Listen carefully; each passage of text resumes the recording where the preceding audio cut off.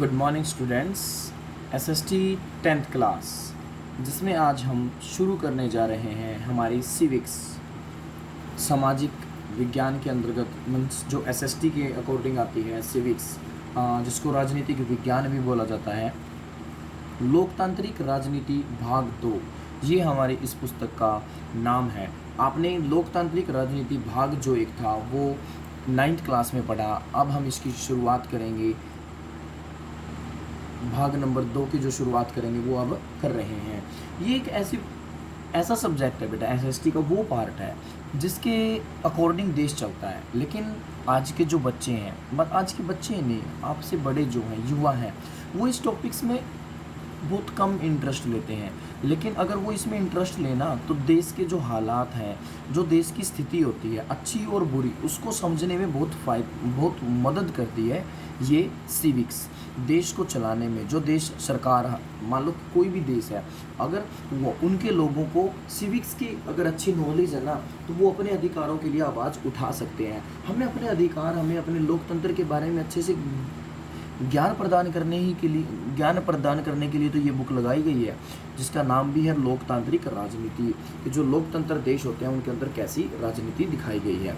ये सारी चीज़ें इसके अंदर हैं। लेकिन हम इसके ऊपर थोड़ा सा कम फोकस करते हैं। हम इसको सिर्फ एक स्टडी के माध्यम से लेके चलते हैं कि हमें भाई पास हो जाना है, इसको याद करके रटना है, वो है। लेकिन अगर आप देखो ना, ये सारी चीज़ें आपकी डेली लाइफ से जुड़ी हुई हैं।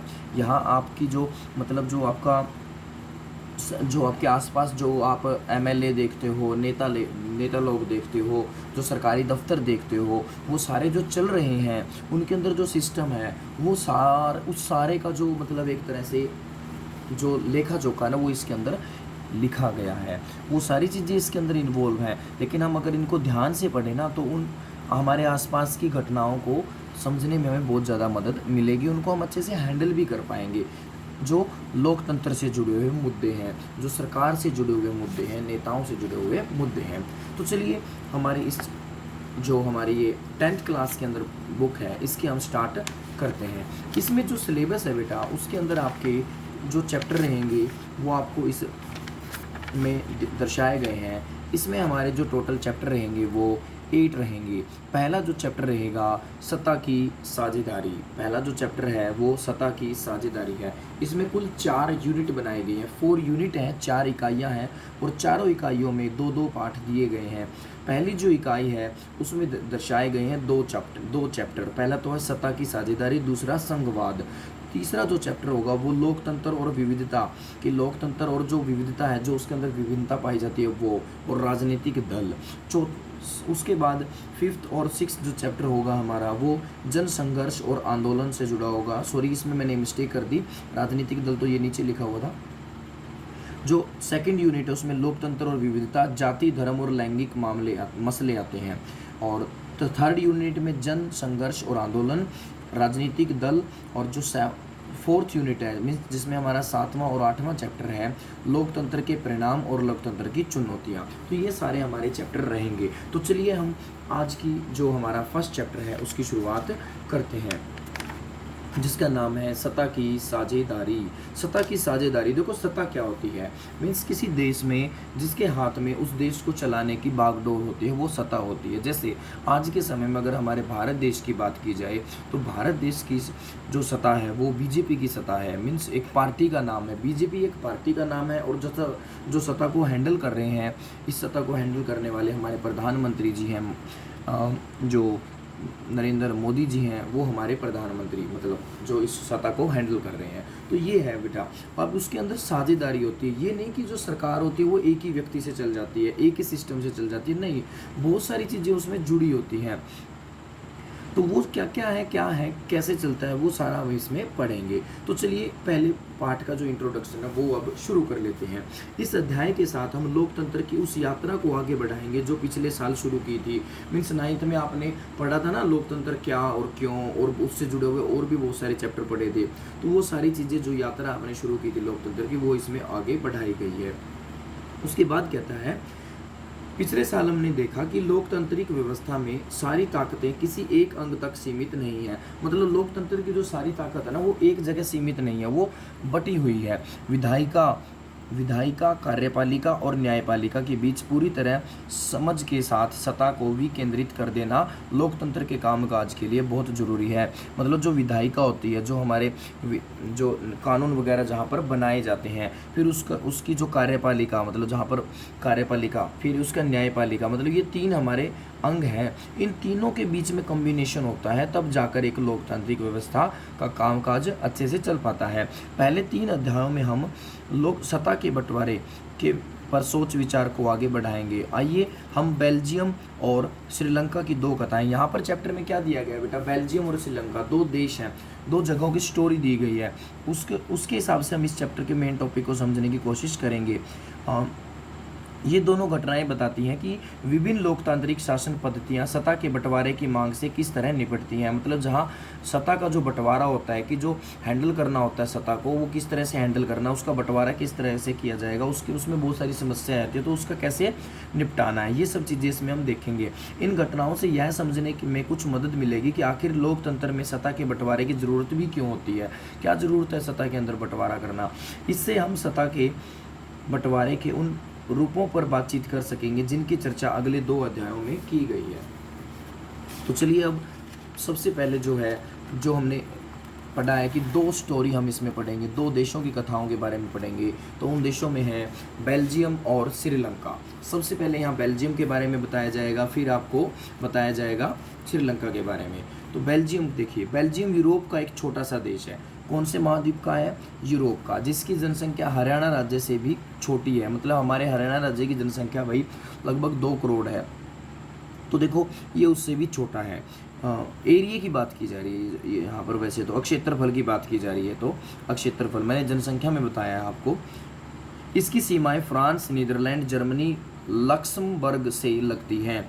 ठीक है, तो ये ध्यान रखना है भाई, बहुत इंपॉर्टेंट चीज़ें हैं कि जो बेल्जियम है उसकी जो बाउंड्री है, जो सीमा है, वो किन देशों से लगती है, वो फ्रांस, नीदरलैंड, जर्मनी और लक्समबर्ग से लगती है। इसकी आबादी 1 करोड़ से अधिक, 1 करोड़ से थोड़ी अधिक, यानी कि हरियाणा की आबादी से करीब आधी है। मतलब हमारी लगभग हमारी 2 करोड़ है, तो इनकी 1 करोड़ के आसपास है, तो आधी हो गई। इस छोटे से देश के समाज की जातीय बनावट बहुत जटिल है। जातीय बनावट क्या है बेटा, जातीय बनावट देखो इस शब्द की यहाँ पर समझाया गया है। जातीय या एथनिक जिसको बोलते हैं, ऐसा सामाजिक विभाजन जिसमें हर समूह अपनी अपनी संस्कृति को अलग अलग मानता है। मतलब एक ऐसा डिवीज़न होता है जिसमें जितने भी समूह होते हैं ना, वो सारे ये सोचते हैं कि जो हमारी संस्कृति है, हमारे जो कल्चर है, वो अलग है, सबकी अलग अलग है। यानी यह साझी संस्कृति पर आधारित सामाजिक विभाजन है। किसी भी जातीय समूह के सभी सदस्य मानते हैं कि उनकी उत्पत्ति समान पूर्वजों से हुई है। मतलब जो समुदाय है, मान लो कोई भी समुदाय है, अब वो उसके जो लोग हैं ना, वो ये मानते हैं कि हमारी जो उत्पत्ति हुई है ना, हमारे जैसे ही लोगों से, हमारे ही समुदाय के लोगों से हुई है। ठीक है, उनकी शारीरिक बनावट और संस्कृति एक जैसी है। जरूरी नहीं कि ऐसे समूह के सदस्य किसी एक धर्म के मानने वाले हों या उनकी राष्ट्रीयता एक हो सकता है उनकी राष्ट्रीयता अलग अलग भी हो सकती है, लेकिन जातीय रूप से वो क्या है, एक है। ठीक है, ये वर्ड यहाँ पर यूज़ किया गया है बेटा। तो यहाँ कहता है कि इस छोटे से देश के समाज की जातीय बनावट बहुत जटिल है। देश की कुल आबादी का 59% यानी कि 59% हिस्सा फ्लैमिश इलाके में रहता है। तो ये अंडरलाइन करवा रहा हूँ मैं, इंपॉर्टेंट है। जो देश की, मतलब बेल्जियम की कुल आबादी का 59%, मतलब 59% जो हिस्सा है वो कहाँ रहता है, फ्लैमिश इलाके में रहता है। कौन से इलाके में रहता है, फिर से मैं रिपीट कर रहा हूँ, फ्लैमिश इलाके में, ध्यान रखना भाई।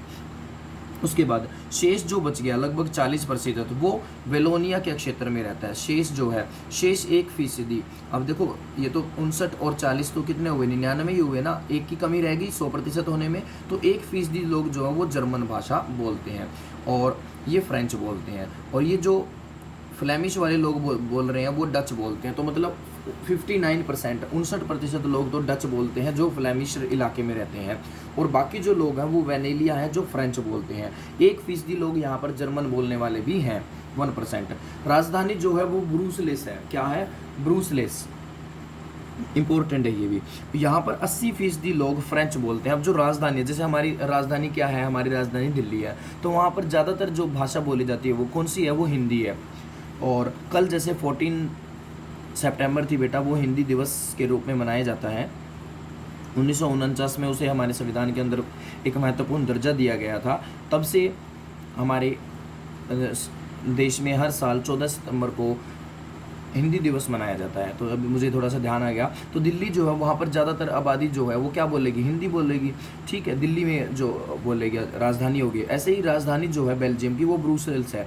वहाँ पर 80% लोग जो है वो क्या बोलते हैं, फ्रेंच बोलते हैं, और 20% डच बोलते हैं। अब देखो उल्टा हो रहा है, जिनकी जनसंख्या ज़्यादा है वो भाषा वहाँ उसकी राजधानी में कम बोली जाती है, और जिनकी जनसंख्या वहाँ पर कम है उसकी भाषा वहाँ पर ज़्यादा बोली जाती है। किसमें, कहाँ पर, राजधानी के अंदर। अल्पसंख्यक फ्रेंच भाषी लोग तुलनात्मक रूप से ज़्यादा समृद्ध और ताकतवर हैं। मतलब जो, अब देखो अल्पसंख्यक किसको कहते हैं बेटा, अल्पसंख्यक वो होते हैं जिनकी संख्या कम होती है, ठीक है। जिस समुदाय या जाति या किसी भी तरह के जो लोग होते हैं उनकी संख्या किसी जगह पर बहुत कम है, तो दूसरों की तुलना में, तो उसको अल्पसंख्यक कहते हैं। अब देखा जाए तो फ्रेंच जो है, देखो फ्रेंच जो बोलने वाले जो हैं वो अल्पसंख्यक है, कुछ 40% है, लेकिन उसके बावजूद भी ये क्या है, ताकतवर है, समृद्ध है, मतलब अच्छा पैसा का इनके पास। बहुत बाद में जाकर आर्थिक विकास और शिक्षा का लाभ पाने वाले डच भाषी लोगों को इस स्थिति से नाराजगी थी। मतलब कहते हैं कि बहुत बाद में जाकर आर्थिक विकास और शिक्षा का लाभ पाने वाले डच भाषी लोगों को इस स्थिति से नाराजगी थी। कैसी स्थिति से नाराजगी थी डच भाषी लोगों को, जो ये मतलब भेदभाव होने लग रहा है ऐसी स्थिति से कि उनकी संख्या जो है वो है तो बहुसंख्यक, लेकिन ताकत किनकी है, अल्पसंख्यकों की। इससे वो नाराज थे। इसके चलते 1950 और 1960 के दशक में फ्रेंच और डच बोलने वाले समूहों के बीच तनाव बढ़ने लगा। मतलब उनके बीच में जो झगड़े का कारण बन गया। इन दोनों समुदायों के टकराव का सबसे तीखा रुख ब्रुसेल्स में दिखा। ब्रुसेल्स में ये ज़्यादा घटना घटी। यह एक विशेष तरह की समस्या थी। डच बोलने वाले लोग देखो संख्या के हिसाब से क्या थे, अपेक्षाकृत ज़्यादा थे, लेकिन धन और समृद्धि के मामले में कमज़ोर और अल्पमत भी थे। आइए इस स्थिति की तुलना एक और देश से करते हैं, मतलब श्रीलंका से। श्रीलंका एक द्वीपीय देश है, मतलब एक आइलैंड के रूप में है, जो तमिलनाडु के दक्षिणी तट से कुछ किलोमीटर की दूरी पर स्थित है। इसकी आबादी, तमिलनाडु कहाँ है भाई, पता होगा ना, हमारे देश में है, भारत के अंदर, ठीक है। जिसकी राजधानी क्या है, चेन्नई। हाँ वही चेन्नई, जिसका चेन्नई सुपर किंग्स के नाम से आईपीएल की टीम भी, सुना आईपीएल भी शुरू होने वाले हैं भाई, कोरोना की महामारी के चलते हुए। तो देखो कहाँ से कहाँ पहुँच गए। तो श्रीलंका मतलब दक्षिणी तट पे एक अपने, अगर उसमें 9th में पढ़ा हो तो एक दक्षिणी तट का जो हमारा आखिरी बिंदु होता है, जिसको हम इंदिरा पॉइंट बोलते हैं, अंडमान निकोबार द्वीप समूह के एरिया में पड़ता है, तो वो भी आपको ध्यान रखना है। तो दक्षिण तट से तमिलनाडु के अंदर जो कुछ दूरी पर स्थित है एक द्वीपीय देश जिसका नाम है श्रीलंका। इसकी आबादी करीब 2 करोड़ है, मतलब हरियाणा के बराबर है, हमारे राज्य के बराबर है भाई। दक्षिण एशिया के अन्य देशों की तरह श्रीलंका की आबादी भी कई जातीय समूहों के लोग हैं। मतलब अगर दक्षिण एशिया की बात की जाए ना, तो इस महाद्वीप के अंदर दक्षिण एशिया का जो एरिया है वहाँ पर अलग अलग जगहों पर कई तरह के समुदाय, भाषा के समुदाय वाले लोग रहते हैं। ऐसा ही श्रीलंका के अंदर है, यहाँ पर भी जो आबादी है यहाँ पर कई जातीय लोग रहते हैं, कई जाति के लोग हैं। सबसे प्रमुख सामाजिक समूह सिंहलियों का है। यहाँ पर जो प्रमुख समूह है ना, किसके अंदर, श्रीलंका के अंदर, वो है सिंहलियों का यहाँ पर प्रमुख समूह। तो प्रमुख समूह कौन हो गया, सिंहली होगा। कहाँ पर हो गया, श्रीलंका में, जिनकी आबादी कुल जनसंख्या का 74% है। मतलब 74% जो है यहाँ पर कौन है, सिंहली है। फिर तमिलों का नंबर आता है, मतलब इसके बाद तमिल आते हैं, लेकिन जिनकी आबादी कुल जनसंख्या में 18% है। तो देखो 18% हो गई। तमिल में भी 2 समूह है, एक तो श्रीलंकाई मूल, मतलब जिनका जन्म श्रीलंका से हुआ है, और दूसरा जो है, अब इनकी जो प्रतिशत है ना, श्रीलंका वाले, श्रीलंकाई मूल जो तमिल है वो 13% है। और हिंदुस्तानी मूल मतलब जो हिंदुस्तान से आए हो, जिनके पूर्वज हिंदुस्तान से रिलेट करते हैं, तो वो जो है तमिल, हिंदुस्तानी तमिल, जो औपनिवेशिक शासनकाल में बागानों में काम करने के लिए, मतलब जब यहाँ अंग्रेजों का शासन होता था ना, तब बागानों में, हमने पढ़ा हुआ ना, हिस्ट्री में पढ़ के आए पीछे, हमारे देश से बहुत सारे लोगों को विदेशों में भेजा जाता था भाई, हमने पीछे पढ़ा भी था। श्रीलंका के अंदर कई ऐसे लोग थे जो हमारे पूर्वज, हमारे ही मतलब देश से रिलेट करते थे, और उनके जो आज बच्चे हैं वो उनके नाम हमारे ही नाम से मिलते जुलते हैं। तो वो ऐसा ही यहाँ पर है। उन तमिलों को क्या कहा जाता है, हिंदुस्तानी तमिल कहा जाता है। मौजूदा श्रीलंका के नक्शे पर गौर करें तो पाएंगे कि तमिल मुख्य रूप से उत्तर और पूर्वी प्रांतों में आबाद है। कि अगर देखा जाए तो देखो ये रहा, ये मैप रहा भाई, यहाँ पर क्या देखोगे आप, ध्यान से इसको देखोगे तो क्या लगेगा, जो ये रेड कलर है ना, ये तो है तमिल, ये तो जो एरिया है ये कौन सी भाषा का दिया गया है, ये भारतवंशी तमिल है, ये भारतवंशी तमिल है। और जो ये ब्राउन है ये वो श्रीलंका, ये जो येलो कलर है ये श्रीलंकाई तमिल है। और जो ये यहाँ पर थोड़ा सा कलर में गड़बड़ है शायद, कलर में थोड़ी सी गड़बड़ है, तो इसको थोड़ा सा समझ लेना भाई। और ये जो है ये मुस्लिम जो लोग यहाँ पर रहते हैं उनके लिए इसमें थोड़ी सी गड़बड़ ये है, देखो ये जो येलो है ये सिंहलियों के लिए यूज़ किया गया है, और जो श्रीलंकाई तमिल है उनके लिए ये रेड वाला यूज़ किया गया है, ठीक है। और जो भारतवंशी तमिल है उनके लिए ये ब्राउन कलर यूज़ किया गया। और जो ये ऐसे है, ये धब्बे से लगे हुए हैं जिसमें लाइन, यहाँ पर मुस्लिम समुदाय के लोग हैं, तो ये ऐसे रहेगा बेटा, ठीक है।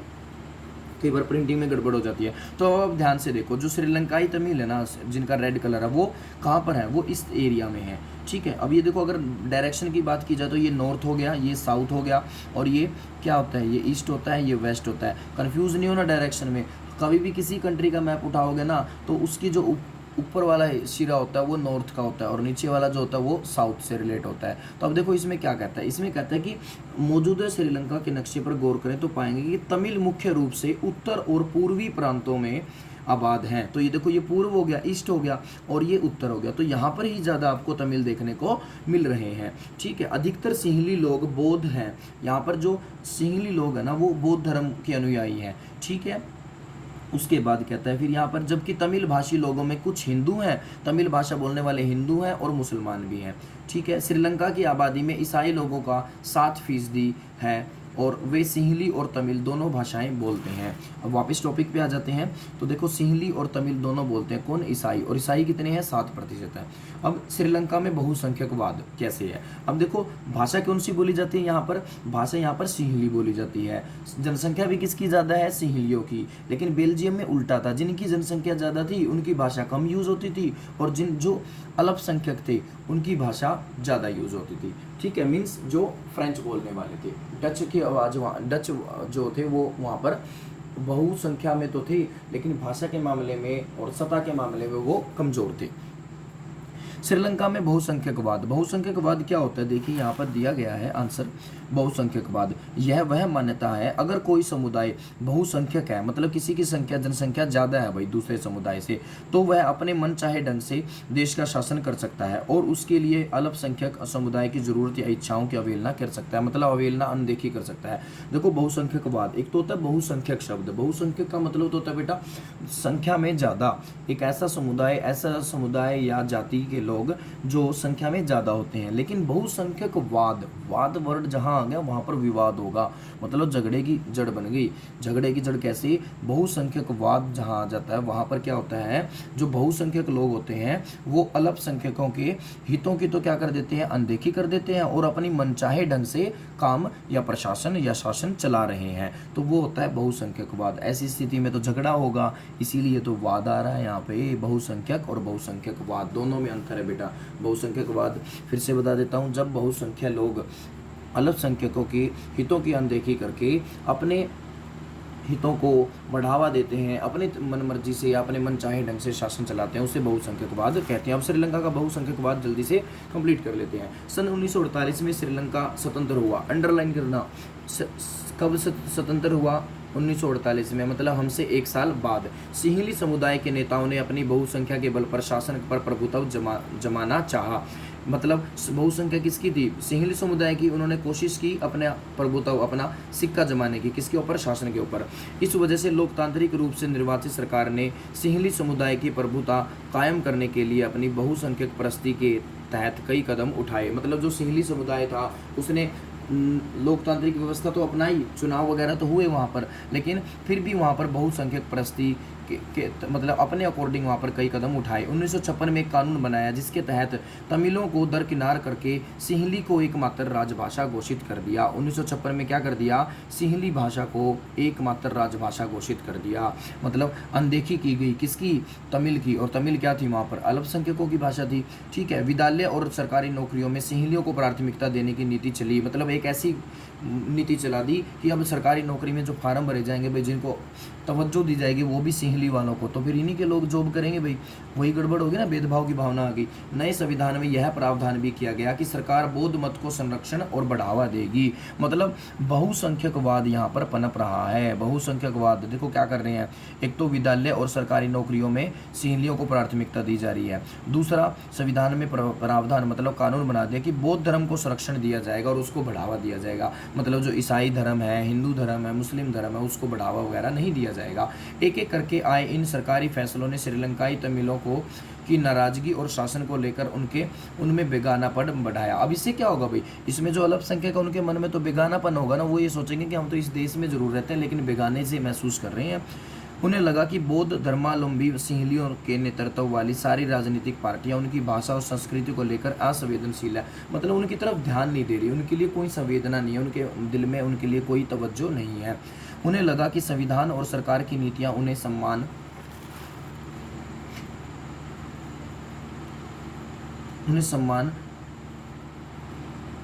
छोटी सी मिस्टेक रीडिंग में हो गई है शायद।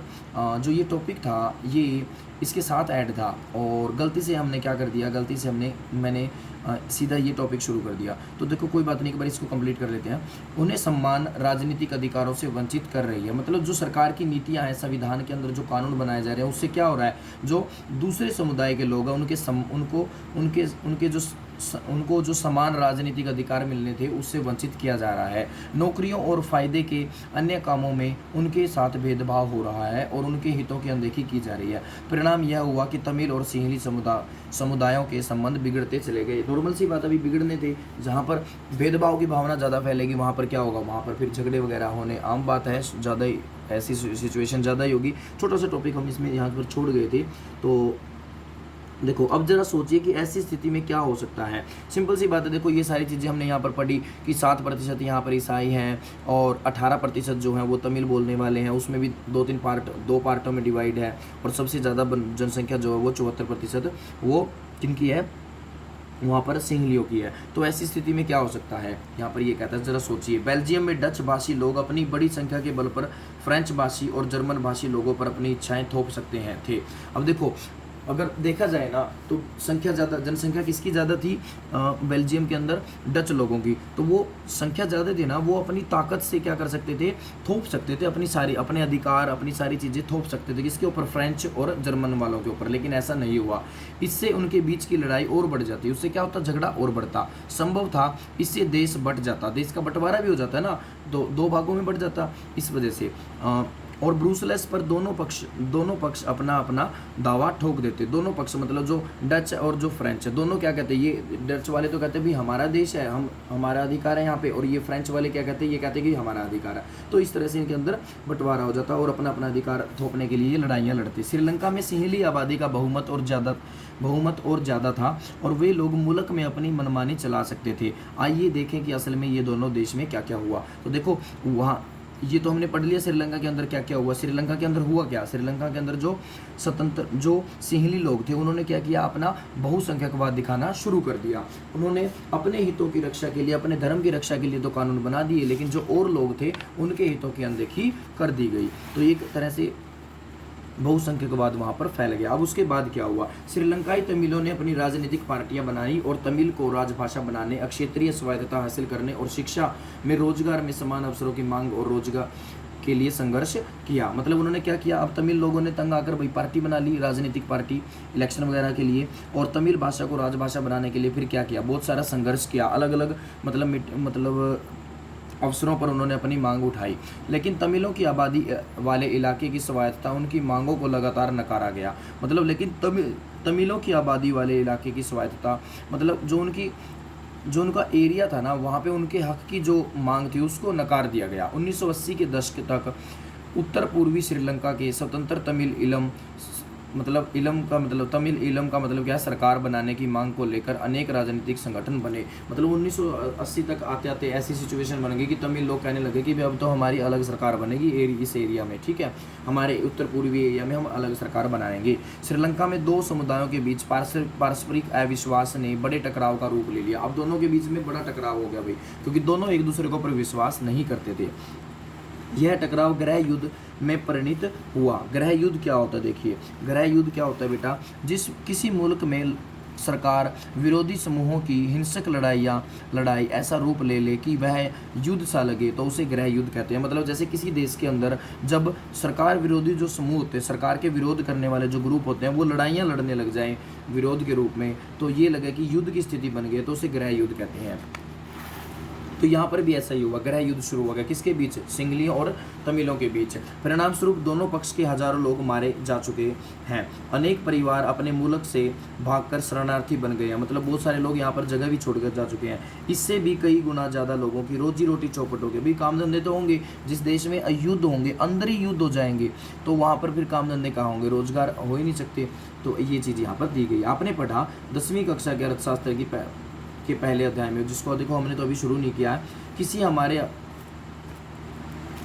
हमारे क्षेत्र के देशों में आर्थिक विकास, शिक्षा और स्वास्थ्य के मामले में श्रीलंका का रिकॉर्ड सबसे अच्छा है, पर वहाँ के गृह युद्ध से मुल्क के सामाजिक, सांस्कृतिक और आर्थिक जीवन में काफ़ी परेशानियाँ हुई हैं। देखो क्या कहते हैं अर्थशास्त्र, जब आप पढ़ोगे ना, वहाँ आपको एक ये चीज़ देखने को मिलेगी कि जो हमारे देश का अगर श्रीलंका से तुलना की जाए ना, तो उनका रिकॉर्ड क्या है, अच्छा है। मतलब देशों में आर्थिक विकास, शिक्षा और स्वास्थ्य के मामले भी हमसे अच्छा है। लेकिन गृह युद्ध की वजह से क्या हो रहा है, गृह युद्ध की वजह से वो देश अपने आप में उलझा रहता है, वहाँ की सारी स्थिति उल्टी हो जाती है।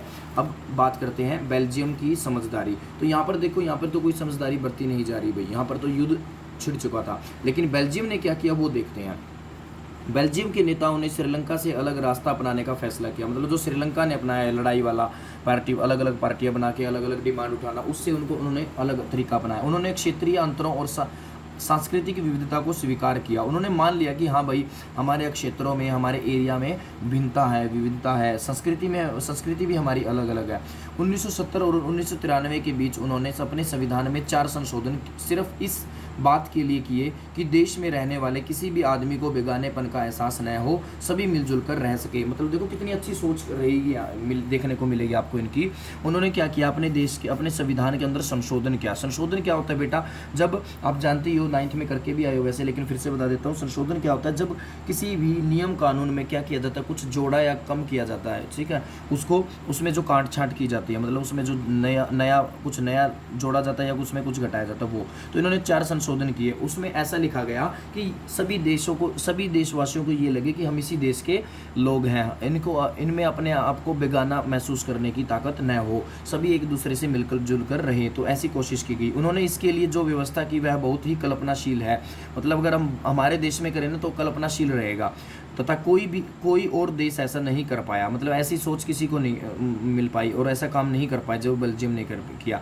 बेल्जियम के मॉडल, विशेष जानकारियों के लिए देखें बॉक्स की कुछ मुख्य बातें निम्नलिखित है। मतलब यहाँ पर बॉक्स दिए गए हैं, देखो ये बॉक्स दिया गया है, ये चीज़ें इनको ध्यान से देखोगे आपको बहुत सारी बातें पता चलेंगी। सबसे पहला पॉइंट क्या है, ये सारे पॉइंट आपको पॉइंट ही करवाए जाएंगे आज के टॉपिक में।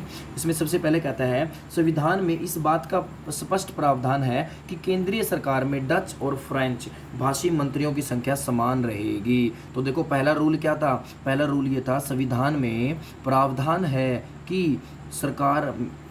है कि केंद्रीय सरकार, मतलब जो सेंट्रल गवर्नमेंट बनेगी, जैसे हमारी सेंट्रल गवर्नमेंट कौन सी है, बीजेपी की है, ठीक है, वो तो उसके अंदर डच और फ्रेंच भाषी मंत्रियों की संख्या समान रहेगी। ना तो ये कि डच वाले भाई कमज़ोर लोग हैं और फ्रेंच वाले ताकतवर है, भाई रुपया पैसा ज़्यादा तो इनकी संख्या ज़्यादा कर दो, इनको कम कर दो, नहीं, समान रहेगी। कुछ विशेष कानून तभी बन सकते हैं जब दोनों भाषाई समूहों के सांसदों का बहुमत उसके पक्ष में हो। मतलब कोई भी कानून तब बनेगा जब दोनों पक्ष उस पर राजी होंगे, ठीक है। तो ये बहुत अच्छी बात दी गई है। इस प्रकार किसी एक समुदाय के लोग एक तरफा फैसला नहीं कर सकते। अब ना तो ये कि डच वाले कोई अकेले फैसला ले ले और ना ये, दोनों के एक दूसरे की जरूरत पड़ेगी। तो कितना अच्छा कानून बनाया गया सबको मिलाने का। नेक्स्ट, केंद्र सरकार की अनेक शक्तियां देश के 2 इलाकों की क्षेत्रीय सरकारों को सुपर्द कर दी गई है, यानी राज्य सरकार और केंद्रीय सरकार के अधीन नहीं है। मतलब राज्य जो केंद्र सरकार की शक्तियां हैं ना, उसको दो इलाकों में बांट दिया गया है, दो इलाकों की सरकारों में बांट दिया गया है, न कि राज्य सरकार और केंद्र सरकार के रूप में बांटा गया है। ठीक है, ब्रुसेल्स में अलग सरकार है, इसमें दोनों समुदाय का समान प्रतिनिधित्व है। देखो ब्रुसेल्स जो राजधानी है वहाँ पर सरकार तो अलग समुदाय की है। जैसे अब दिल्ली में हमारे दिल्ली की बात की जाए, वहाँ पर सरकार किसकी है? वहाँ पर सरकार है आम जनता पार्टी, मीन्स जिसका आम जनता सॉरी हाँ आम आदमी पार्टी, कुछ आम आदमी मतलब जो आप जिसको कहते हैं हम आपके नाम से जानते हैं, अरविंद केजरीवाल जिसके वहाँ पर मुख्यमंत्री है, तो उसके हिसाब से तो ब्रुसेल्स में अलग सरकार है, इसमें दोनों समुदाय का समान प्रतिनिधित्व है। लेकिन इन्होंने क्या करके, सरकार भले ही अलग हो लेकिन प्रतिनिधित्व जो नेता वगैरह होंगे ना वो बराबर होंगे दोनों समुदाय के। फ्रेंच भाषी लोगों ने ब्रुसेल्स में समान प्रतिनिधित्व के इस प्रस्ताव को स्वीकार किया। देखो यहाँ पर जोर किनका चल रहा था? फ्रेंच का चल रहा था ना, लेकिन फिर भी उन्होंने इस बात को स्वीकार कर लिया कि भी चलो ठीक है, हम दोनों मिलकर काम करेंगे, क्योंकि डच भाषी लोगों ने केंद्रीय सरकार में बराबरी का प्रतिनिधित्व सरकार किया था। देखो एडजस्टमेंट वर्ड सुना होगा, एडजस्टमेंट कर रहे हैं, दोनों एक दूसरे को सम्मान दे रहे हैं। अब डच वालों ने तो क्या मानी थी, उनकी बात मान ली थी कि चलो भाई केंद्र में हम बराबर बन जाएंगे, तो इन्होंने ब्रुसेल्स में बराबरी का अधिकार मान लिया। नेक्स्ट जो पॉइंट है इस टॉपिक का, लास्ट पॉइंट जो बताया गया है इनके अंदर, वो है ये है कि केंद्रीय और राज्य सरकारों के अलावा यहाँ एक तीसरे स्तर की सरकार भी काम करती है, यानी सामुदायिक सरकार। सामुदायिक मतलब जो लोग वहाँ पर रहते हैं उनका जो समुदाय है उसके रूप में जो सरकार है, इस सरकार का चुनाव एक ही भाषा बोलने वाले लोग करते हैं।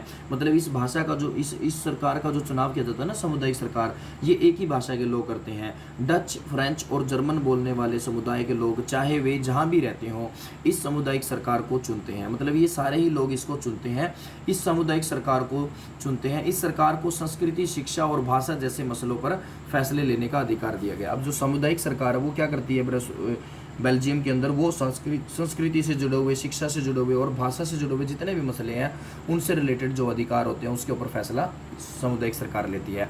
आपको बेल्जियम का मॉडल कुछ जटिल लग सकता है, निश्चित रूप से यह जटिल है खुद बेल्जियम में रहने वाले वालों के लिए भी, पर यह व्यवस्था बेहद सफल रही है। देखो थोड़ा सा टिपिकल मैटर तो है ये, मतलब जटिल तो है ही। देखो दो अलग अलग समुदाय जो अलग अलग संख्या में है, कोई किसी का बहुसंख्या का कोई अल्पमत है, फिर भी वो एडजस्टमेंट कर रहे हैं, तो एक जटिल प्रोसेस है, लेकिन ये सफल रही है। वहाँ पर ये तरीका बहुत ही कामगार रहा है। इससे मुल्क में गृह युद्ध की आशंकाओं पर विराम लग गया। मतलब जो गृह युद्ध होने की संभावना थी जो हमने श्रीलंका में देखी वो यहाँ पर नहीं है,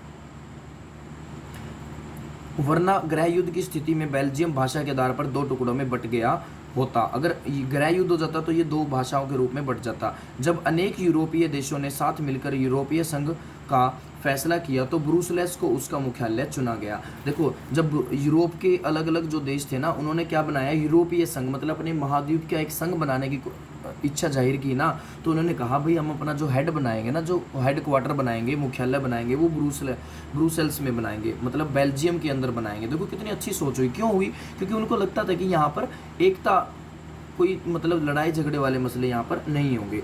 उसके बाद नेक्स्ट जो इसमें बताया गया है वो आपको अभी जो है ये टॉपिक करवा ही देता हूँ मैं, क्योंकि उसके बाद हमें एक न्यू टॉपिक स्टार्ट होगा जो हम नेक्स्ट टाइम कर पाएंगे। तो इसलिए ये टॉपिक जो है हमारा बेल्जियम की समझदारी, वो हम कंप्लीट कर ही लेते हैं।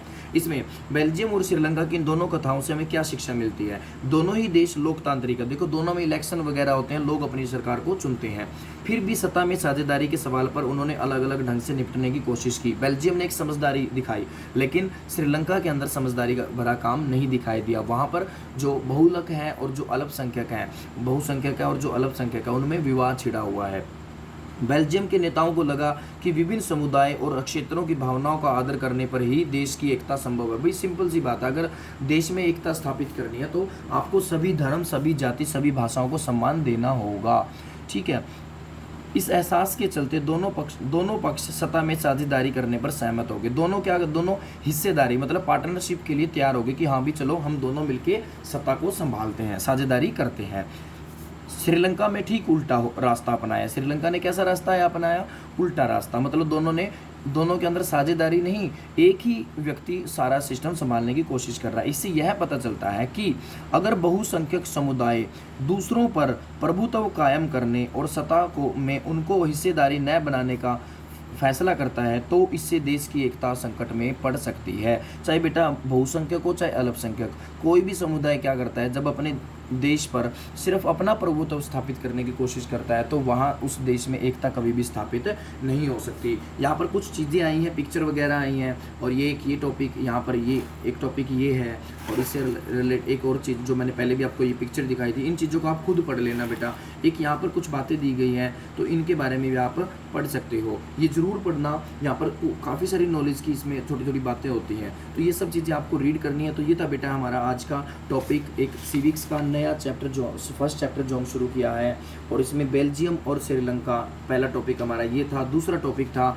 श्रीलंका में बहुसंख्यकवाद, हमने पढ़ा पहले बेल्जियम के बारे में, और फिर थोड़ा सा श्रीलंका के इंट्रोडक्शन पढ़ा, फिर श्रीलंका में बहुसंख्यकवाद की वजह से क्या स्थिति बनी वो हमने पढ़ा, और बेल्जियम की समझदारी की वजह से वहाँ की स्थिति कैसी हुई वो भी हमने पढ़ा। नेक्स्ट जो टॉपिक होगा बेटा वो रहेगा हमारा सत्ता की साझेदारी क्यों जरूरी है।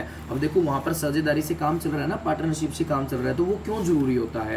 उसके बाद हम पढ़ेंगे एक लास्ट टॉपिक जो इसका होगा सत्ता की साझेदारी के रूप। जब सत्ता में साझेदारी हो जाती है तो उसके क्या क्या रूप होते हैं, हमारे देश के अंदर क्या क्या सिस्टम है, ये सारी बातें हम इसमें पढ़ेंगे। Thank you, have a good day.